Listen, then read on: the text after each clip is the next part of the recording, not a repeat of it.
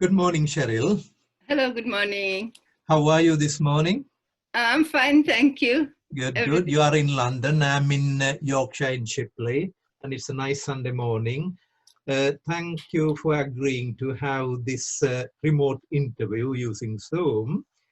And the reason why we decided to have this interview is because you have been a sponsor of the APSL scholarship scheme from the day one when we launched it in October 2014. And you have been a loyal friend and constant companion supporting the scheme, not only with money, but with a lot of emotional goodwill, wise advice, and always caring to find out what is going on. You show real passion that motivates us and want us to keep going, and the scholarship has grown thanks to people like you and a number of other good people who have been very generous and trusting their money in our hands to help children. So together we have grown. And the purpose of this interview is that we started a series not so long ago to talk to sponsors like you, people who have chosen to name their bursary after somebody important to them. Now, in your case, from the day one, you decided to name your bursary as Sister Adrian Horan Memorial Bursary. Okay. Now, that is a name that intrigues. A few people here have even asked me who this lady is, why her name is used. So rather than me trying to explain, I thought the best way would be to get it directly from you and record it so it's available for anybody who likes to know a little bit about Sister Adrian Horan and why her name started appearing in the scholarship scheme. We'll come on to that. Before that, what we like to do is to go back a little bit into your own childhood and get a bit of an understanding about, understand you were born and brought up in Sri Lanka, and then you travel further afield, etc., etc. Now you are in London. So, and first of all about your childhood, then about your adulthood and your career, etc. And then we'll work our way down into becoming a donor and Adrian Horan. So over to you, Cheryl. Tell us a little bit about your childhood, your formative years, your education, etc. Over to you. So my mother was a very young girl Mm-hmm. who, she was married at age 17. And when she had me, she was very young.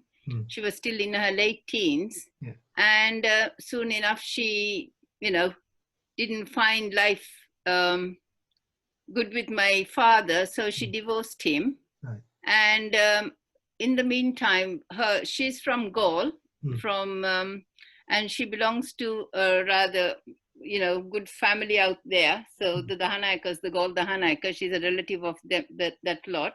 Yeah. And there was her cousin was Raja Dahanaika, who advised her to give me over to the convent nuns to look after, and I was only 3 years of age. Right. And the convent wasn't taking hostelers at that age. They were not taking children that young. Yeah. But this cousin of hers sort of insisted that because my mom was a young mom and inexperienced to look after me as a single mother, to put me in the convent and my brother Doran into St. Aloysius College, Gaul, into the hostel. And of course, I was kind of a pet to everybody around there. Yeah. But I had a happy childhood, and sort of in the convent I was well loved and well cared for until my mother married again a second time to a Sinhalese man called Vijita Nakkavita. But unfortunately, he was not a particularly nice person to his stepchildren. So Sister Adrian was always a lady, one of the nuns in the convent that looked out for me. And one of the things that happened to me was I was physically abused, beatings from my stepfather. And she insisted that my mother send me back into the convent to the hostel. Right. So I was in the convent until the age of 12, when I got 11 and a half, 12, when the Sri Lankan government offered scholarships for children called Jatika Navodaya Shishyatya. Yeah. And I was one of the recipients of that scholarship. So the Gaul convent had 2 children that passed the exam, the Jatika Navodaya Shishyatya, And I had the opportunity to go to Visakha Vidyalaya or to St. Paul's, Milagiriya. Visakha Vidyalaya didn't have an English medium, and Sister Adrian insisted that I should take the school that offered me English medium and not to go back to Sinhala medium, not to go into Sinhala medium, because I was studying in the Gaul convent in the English medium. Right. And one of the things she told my mom was that I should experience life. I would have a better chance in Colombo than I would have in the convent, that the convent would be it would be very secure for me, but I wouldn't experience a better education. I would experience a better education in Colombo, in St. Paul's, Milagiriya. Right. So I went back to Colombo, to St. Paul's, Milagiriya, and I went back home. But unfortunately, I had problems at home with my family, with my mother and stepfather. But she always kept in touch with me, Sister Adrian. So she wrote to me, and I would write to her, so that although I had left the convent, I hadn't left the care of Sister Adrian. She was always inquiring after me. And I did my O-levels. And unfortunately, just before my O-level examination, my older brother died. He died in an accident at Golface in Colombo. But again, that was my stepfather, asked my brother to leave home.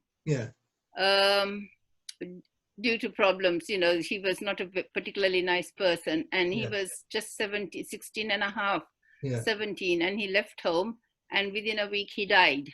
And I was extremely angry. I was a very angry girl at that time. And I was always looking after and doing the housework and things like that. But one day I just and Sister Adrian went off to Belgium, because she was sent to be the general counselor for the Sisters of Charity of Jesus and Mary in Belgium, in the Mother House. So I still kept in contact with her. But I left home, and I went to stay with a friend of mine in Colombo. She was a girl I went to school with, a girl called Husseina Hazari. I went to stay with her. And whilst I was staying there, I met one of the other nuns who said to me, "Oh, there's a Jesuit priest looking for English-speaking girls to send them to Italy." This was the year 1976. And going abroad was like going to heaven in a way, because it was such a, it was an opportunity that didn't come by everybody. It wasn't easy to go abroad. So I jumped at the idea of going abroad. And when I went to see Father Kiriati, he said to me, "I don't take children from the, young girls from the streets and send them to Italy. I only send good girls." And I very, vividly remember telling him, "I'm a little bit good and a little bit bad." And then he said, but then I said, "Sister Adrian," I told him that, to recommend myself, I said to her, "Oh, Sister Adrian knows me very well," So that was my sort of, recommendation, was that I knew Sister Adrian. And he just took me on, and he, sort of facilitated the fact that to go to Italy to work as a domestic for an industrialist. And whilst I was in Italy, and I had this opportunity now to I was abroad. I didn't want to go back to Sri Lanka, but I wanted to come to England because I wanted to educate myself. So anyway, Sister Adrian facilitated that I came to England and went to college in Bury. And there was a convent called Hollymount Convent in Bury, Tottington in Bury, Lancashire. And I stayed there, and I went to the Bury College of Further Education to get my A-levels. And I did get them. And I did get through, I did a course called residential care for, and did my A-levels. And I got into medical college in Manchester through the JMB to go into medicine. But unfortunately, the nuns then turned around and said to me that they couldn't afford to send me, they couldn't pay for my education, because they didn't have as much money. Otherwise you would have done medicine. So And then in conversation, somebody said, well, you can always still get a, work in a hospital as a nurse. Yeah. And they sort of put forward nursing as, you'll get your visa. You won't have any difficulty to get a visa for nursing, for nurse training. You'll get a place to stay, and you've got a profession. But then in the old days, it was called a vocation. Nursing was called a vocation rather than a profession. Yeah. But so my reason was I wanted to stay in England and not to return back to Sri Lanka. Yeah. Although when I originally came, I told the immigration officer that I was coming to England only for just 1 year to get a certificate in some kind of childcare so that I could go back home. And I had a job for myself, in childcare. Yeah. Before I came to England, when I returned to my mother from the convent and I did my O-levels, as a means of earning a bit of money, I sort of had a preschool in Sri Lanka, in the village in Balagala, teaching children nursery, having a little nursery. And I enjoyed it thoroughly. But, as I said, the difficulties at home, I had problems and I left home. And the nursery closed down soon after because my mother couldn't take it through. So from there on was that interest I had in looking after children. And in the convent, in the boarding, we had, had the opportunities for dramas, for sing-alongs, for baila dancing, in the hostel. It was a happy place, it was a hostel for paying students. It was not an orphanage that I was in. So it was, the girls in the hostel were from, rich families, from tea planters. Which hostel are you talking about? Sri Lanka? Sacred Heart Convent, Gaul. Gaul, okay, right. Yeah, Sacred Heart Convent, Gaul. It was a private school then. Now it's been taken over by the government. Okay. But in the old days, it was on the same beliefs as, private schools in England. Indeed, hostel schools, boarding schools. So it was a boarding school for girls. And so I did my, got myself into, trained to do nursing at Queen Mary's Hospital for Children, Carshalton in Surrey. Unfortunately, the hospital is now shut down, but the name just carries on at St. Heliers, but it's still called Queen Mary's Hospital for Children. Right. And I did my training there. And soon after that, it was a bit difficult to get a work permit. So to get a work permit, I was asked, I went to the nursing officer and he said, the only way I can get a permit for you is if you work night duty and work with the old geriatric unit. Right. Because in the geriatric unit, nobody wants to work there. And then he has a reason to write to the Home Office to ask for a work permit for me was because there was no continuation of nursing care for the geriatric patients. So I took on the job to work just full-time night duty just to get a visa, to get a work permit. But thereafter that I had a friend called, he was called Mr., he was Reggie Fernando, his wife. I knew her, she was an ex-nun. And then they told me how to get my permanent visa and how to get my, dual citizenship. And I was working, and then once I'd got my sort of my English citizenship, I then started training as a midwife. Right. So trained as a midwife, but I had to train as a midwife at Blackpool Victoria Hospital. I trained there as a midwife. And I met my husband long ago in 1976 when I had left home. And I was in Colombo. And as I said, I took him to see my mother's cousin, Uncle Rajadahanaika. And who really told me off and told my boyfriend off at the time, saying this is not the way Sri Lankan girls behave. And he told him off as well, saying that he shouldn't come to Sri Lanka and think he can take the girls out and then dump them.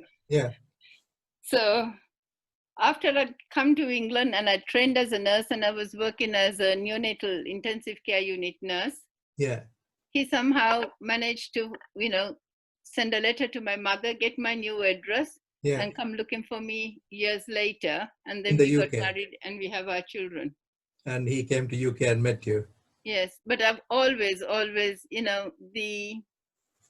right throughout my life, there's always been somebody who's looked after me and Yeah. my interest. And that was the main person was Sister Adrian. So even if I got married, Yeah. it was not, when my husband wanted to marry me, Yeah. I asked him to get permission from Sister Adrian, not my mother. Right. Right. So I she's still your have the surrogate mother letter. then. Yeah. So that is how much I loved and respected her. So Yeah. even as a child, as I said, I wouldn't call it a delinquent, but I was very naughty in the hostel Yeah. because I was spoiled as a child Yeah. in the hostel. So everything that I was not supposed to do, I would do. Yeah. Because you were young, but you were getting away with all sorts. I did get away with things. And the native nuns would send me to Sister Adrian's office. She was the school principal for over 25 years for Yeah. Sacred Heart Convent. Yeah. And they would send me to her. Yeah. She would be reprimanded or punished. Yeah. But she would never reprimand me. The first question will be, why did you do it? Yeah. And I would have to explain to her why. Yeah. And then she always told me behavior has a reason. So understand the reason. Yeah. So if a child represents themselves as naughty, awkward, sometimes being bullies, Yeah. is always to ask them why and always find their side of the story. And she always took that time for me. Yeah. And she, like I remember once a teacher complaining to her in tears that I had been very rude and nasty to her. Yeah. But it was because she told me about my mother being, divorcing and getting married again. And that is why I was in the convent. And that made me very angry. Yeah. So I was extremely rude to her. So she went to Sister Adrian and told her that I was rude to her. Yeah. So before she asked me why, she asked the teacher, why do you think Cheryl was rude to you? Yeah. And she wouldn't say what wrong she did. So then she asked me, Cheryl, why were you rude to Miss Beryl? Yeah. And I said, oh, because she told me that my mother was a divorced woman and married again and all these things. And, and she said it in front of the other children and they made me feel bad, Yeah. And then she turned around to the teacher and she said, now you know the reason why Cheryl was rude to you. Yeah. So therefore that sense of justice, of always being fair, so not sort of taking a side either way, but she was always fair and always asking children. And she was one lady that knew every child's name. Being the school principal, she knew every single child's name. There was not a single child that she would go and ask them, what is your name? Yeah. She would address them by name. Yeah. So, and that was I felt that for her to remember every child's name was so good. So you couldn't make up a name and tell her so and so did this or did that. She knew exactly who you were talking about. Yeah. And that influence. And then when I myself got married and I wanted my children to have an English education, I just couldn't afford it in Japan, because in Japan, education in English was extremely expensive, because we had 4 children. Yeah. But there was a lady called Mrs. Leonhardt, Anna Maria Leonhardt. Yeah. And her and her husband helped me to get my children into international schools. Yeah. Not free of charge, but at a very reduced rate. In Japan. Yeah. And whenever I thanked this lady, she always says, don't thank me, just pass it on. And that was something she always said, pass it on. Right.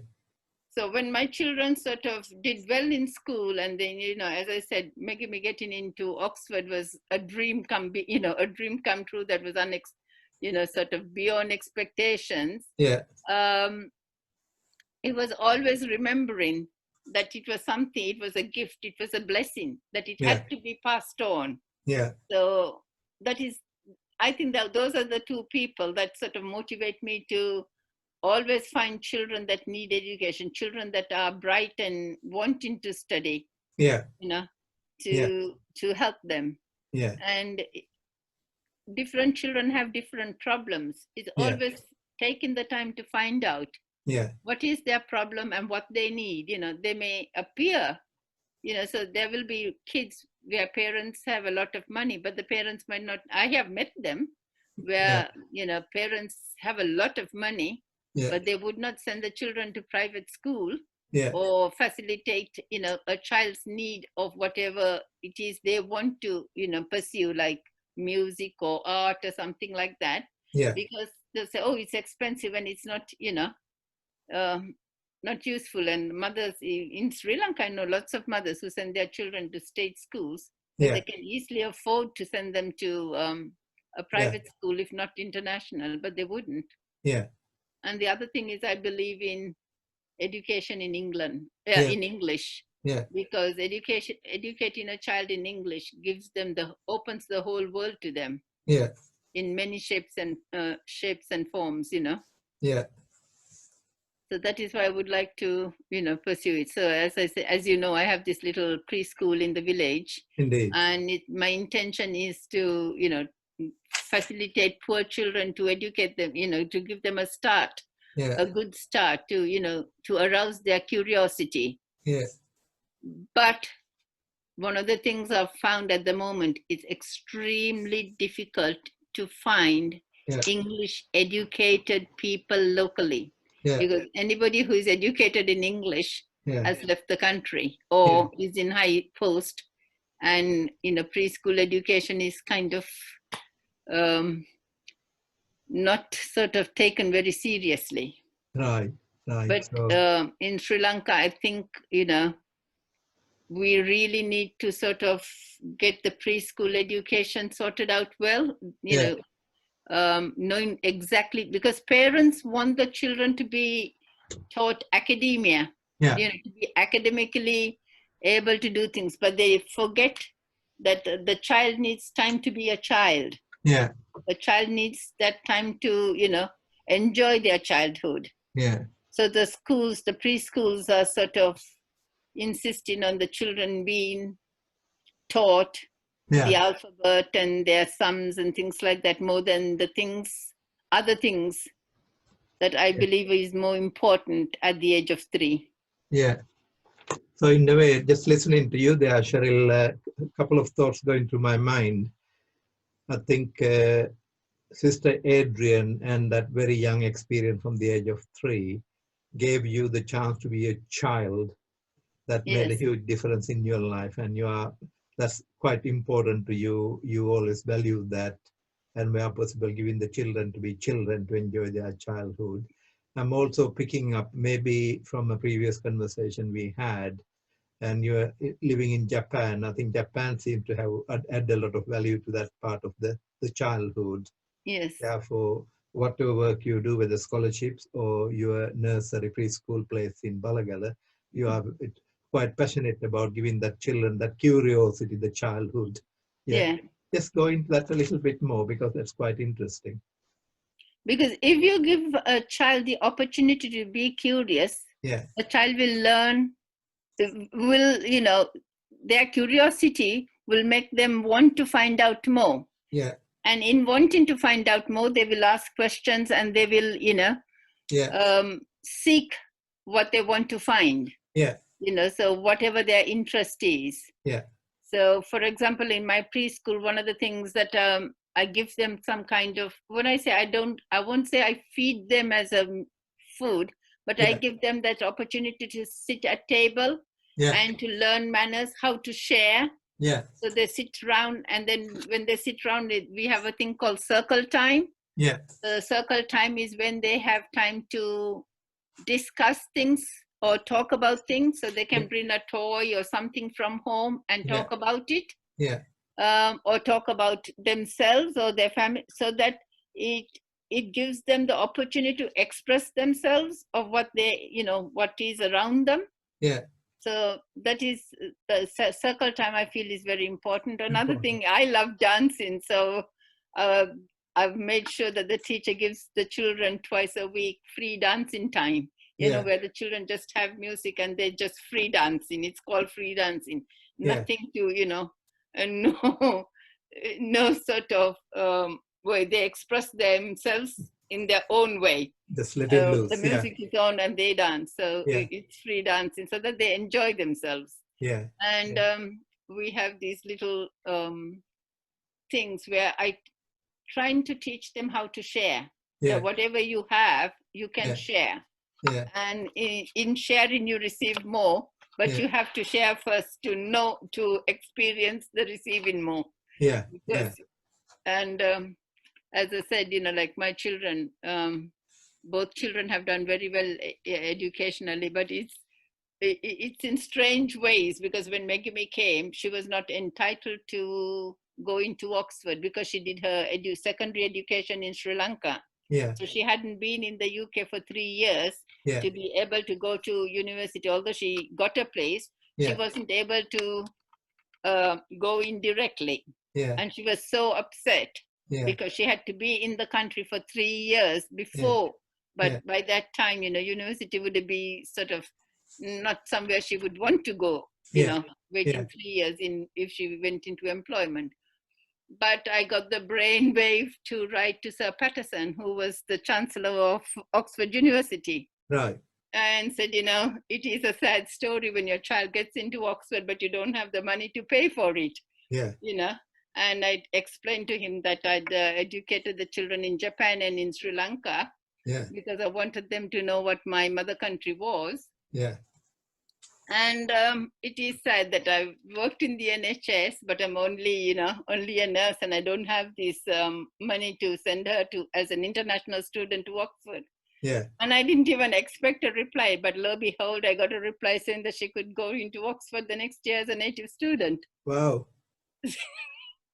So it's, it's those, the unexpected happening. And then as my younger daughter, she's not the one who likes academia very much. I had to push her into going into university, but then now to do her master's in teaching. Yeah. I mean, she applied and she got a couple of universities, but as a joke, she applied for UCL.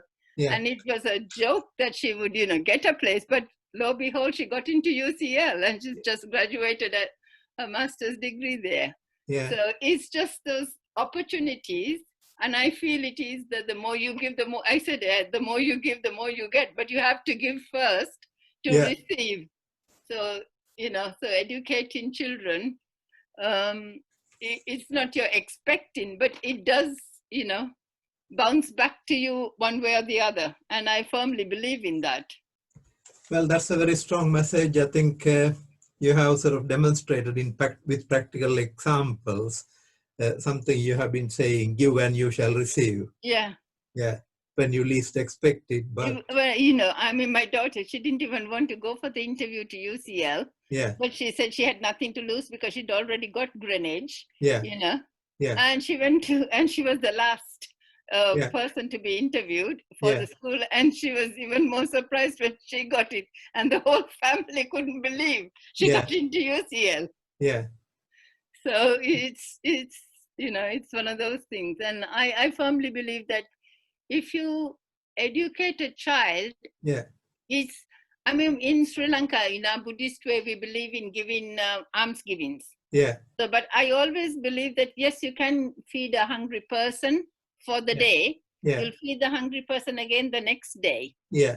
And again, but after about the third or the fourth day, the person expects you to feed them. Yeah.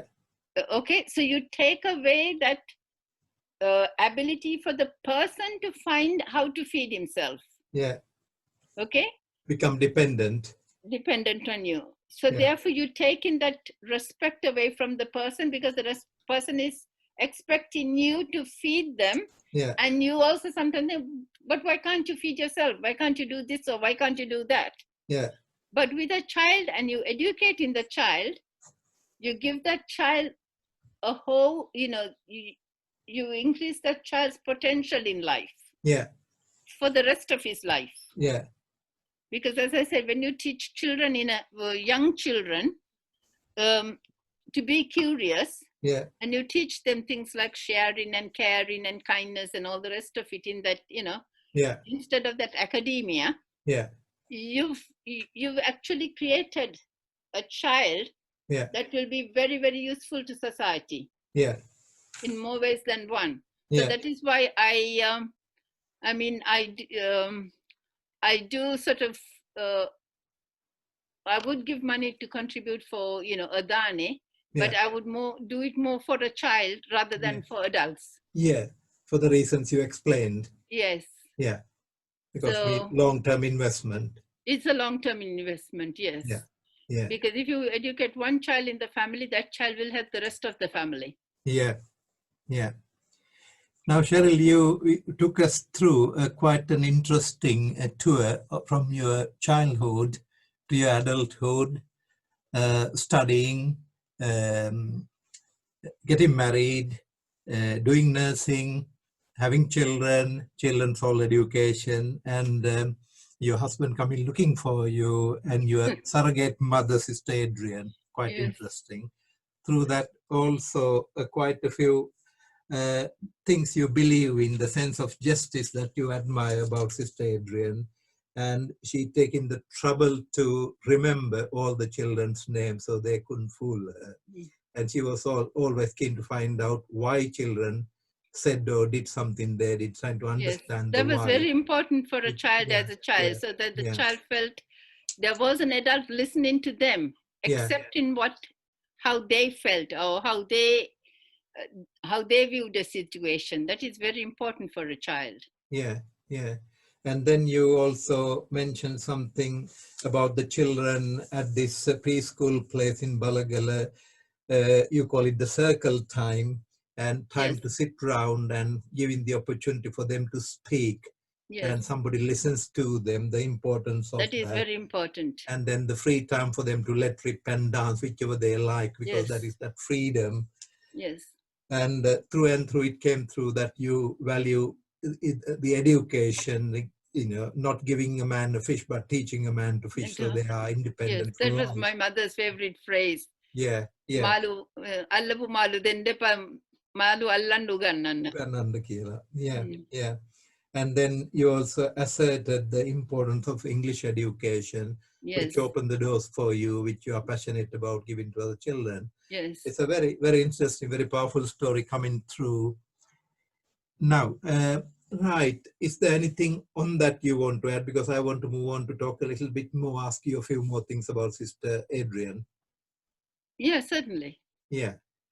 Right, you said she was the principal of Holy Cross. Is it Holy Cross? No. Sacred Heart Convent. Sacred Heart Convent, Gaul. Yeah. And she, I believe she's of Irish origin, if it is correct. That's right. She was of Irish origin. Yeah. And she came to Sri Lanka in a ship, not in an aeroplane. A long time ago. Yes. They were the people who came to give their life, not to go back, and they dug in and stayed there to complete the job. And she must have been highly respected. Quite a bit she was. Yeah. She was. Legend, because I have come across a couple of people like that. When I studied in India, there was a priest, a Jesuit priest, who had been the principal of the leading college for 40 years. He was an institution. Anybody in that area of any achievement was an old boy, and they would stand up, by mentioning his name. He was that sort of a legend. So I believe this nun must have been a character like that, both loved and feared. And then you said eventually she moved to Belgium to be part of their international. Yeah, she was the general counselor for the Sisters of Charity of Jesus and Mary. Right. Did she come back to Sri Lanka? Oh, yes. She came back to Sri Lanka when she retired from the post of being the counselor. She came back, and then at the age of 70 or 75, the community, the community she was in, they gave her the option to go back home to Ireland to retire, to spend her last days. Yeah. She took the opportunity to go there, but she told her niece, who was her next of kin, as it were, that she wanted to die in Sri Lanka, and that she wanted to be buried in Gaul at Dadalla. And she died in Sri Lanka. And she was buried in Dadalla. And I was the last person to be with her when she was alive. Brilliant. That was the greatest honor I had was I was nursing her in the convent. Yeah. And I was the person who was in the room with her when she finally died. Right. That's quite moving, because you called her your surrogate mother. Yes. And you were there. She made my children call her Suduachi. Right. Yeah. You know. White grandma. Yeah. Yeah. Yeah. So you were like the daughter. You were. I was, yes. Yeah. Brilliant. Now that tells the story that actually, to me, I can fully understand why this lady was so important to you and how she influenced your life, and perhaps what she did to you is carried forward in what you do to other people. Yes. Yeah, quite impressive. So because of that, you are determined with whatever you do, her name is remembered. Always. Yeah, and when you said the very first day when you got that check out and left with me I want to sponsor some children, and it will be in memory of Sister Horan. Now I know Adrian Horan, who she is. Sister Adrian Doran. Adrian Doran, yeah. D-O-R-A-N, Doran. Oh, right. So I'll get the spelling right, Doran, yeah. Yeah. Okay. Right, that's being very, very good, Cheryl. That's very, very inspiring. Thank you. Thank you ever so much for sharing the story with us.